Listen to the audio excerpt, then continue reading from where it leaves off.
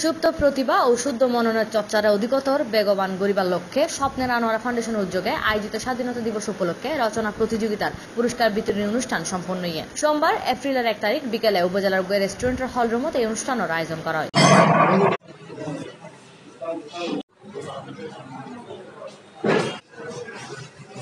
স্বপ্নের আনোয়ারা ফাউন্ডেশনের সভাপতি আলিনুর জেমসের সভাপতিত্বে ও সাংগঠনিক সম্পাদক নুরুল আফসার সবুজের পরিচালনায় এটা উপস্থিত আছেন আনোয়ারা প্রেস ক্লাবের সভাপতি আনোয়ারুল হক, সাধারণ সম্পাদক নুরুল ইসলাম, সাংবাদিক রফিক আহমদ খান, ডাক্তার রফিক আহমদ, উপদেষ্টা তৌফিক ইউনুস, সিনিয়র সহসভাপতি ফয়সাল হোসেন, সহসভাপতি ফয়েজ সহ অন্যান্য বক্তব্য তাহিলেন লাভস। এই সময় রচনা প্রতিযোগিতার বিজয়ীদের সার্টিফিকেট ও পুরস্কার প্রদান করে অতিথি। Desk news, C+TV।